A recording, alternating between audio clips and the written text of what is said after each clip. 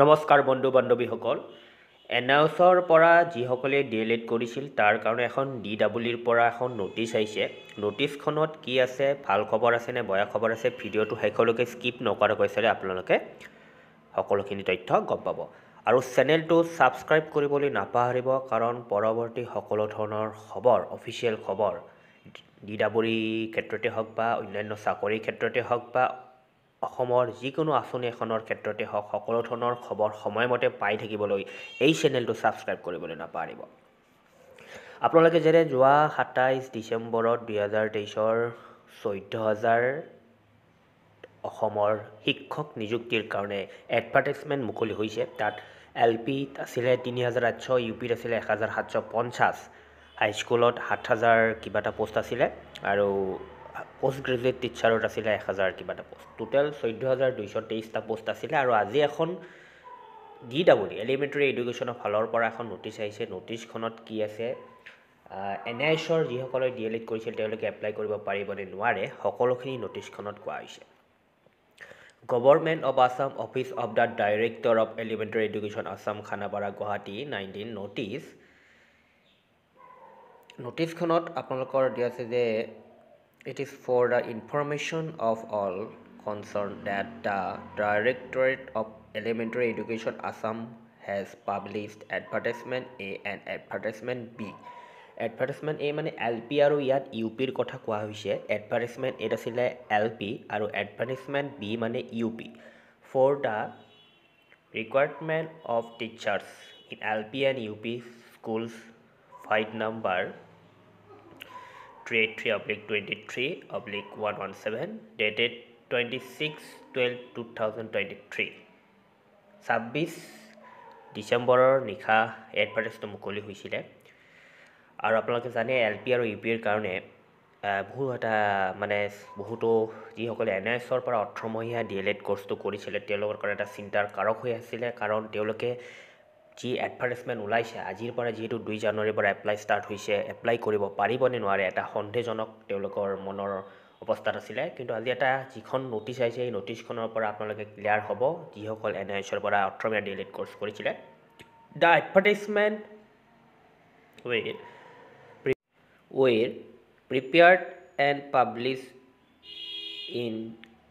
compliance with the order passed for the Honorable Supreme Court of India dated 28/11/2023 আপোনালোকে সকলোৱে জানে যে 28 নৱেম্বৰত সুপ্ৰিম কোৰ্টৰ পৰা এটা অৰ্ডাৰ আহিছিলে কি অৰ্ডাৰটো আহিছিলে যিসকল 18 মহীয়া এনআইএছৰ ডিপ্ল'মা ইন এলিমেণ্টাৰী এডুকেশ্যন অৰ্থাৎ ডিএলএড কোৰ্চটো কৰিছিলে তেওঁলোকে মানে তেওঁলোকৰ কোৰ্চটো ৰেগুলাৰৰ লগত বৈধ নহয় বুলি এটা কৈছিলে আৰু সেইটোৱেই আজি এখন এই নোটিছখনত ডিডব্লিউৰ পৰা এইটোৱে কোৱা হৈছে যে যিটো চিভিল এপিল দিয়া হৈছিলে যে সুপ্ৰিম কোৰ্টৰ এটা যিটো 28 তাৰিখৰ এটা নৱেম্বৰৰ এটা যিটো তেওঁলোকে এটা অৰ্ডাৰ দিছিলে সেই অৰ্ডাৰটোৰ প্ৰতি সন্মান জনাই ডিডব্লিউ কৈছে যে কি কৈছে ইয়াত the qualification of 18-month diploma in elementary education D.El.Ed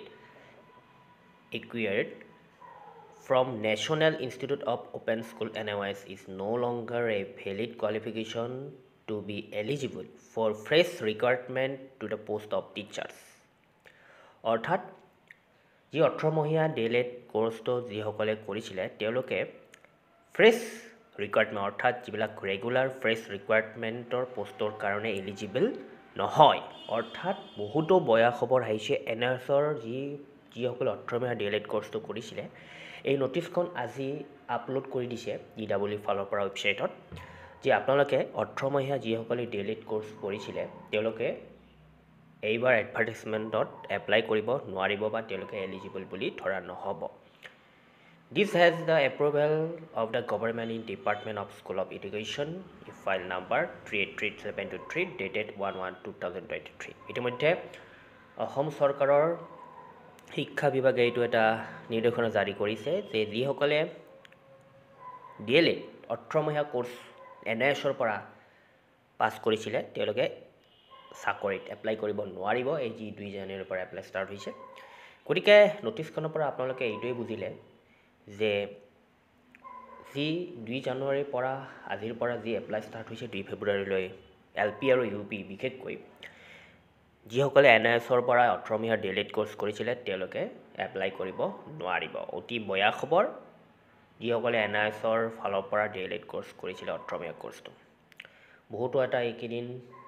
বহুতে কৈ আছিলে কিছুমান ভিডিঅ'ত যে মই এইকাৰণে ইয়াৰ ওপৰত ভিডিঅ' এইকাৰণে মই বিশেষকৈ বনোৱা নাই কাৰণ বহুতো ইউটিউবাৰে বনাই আছে কৈ আছে পাৰিব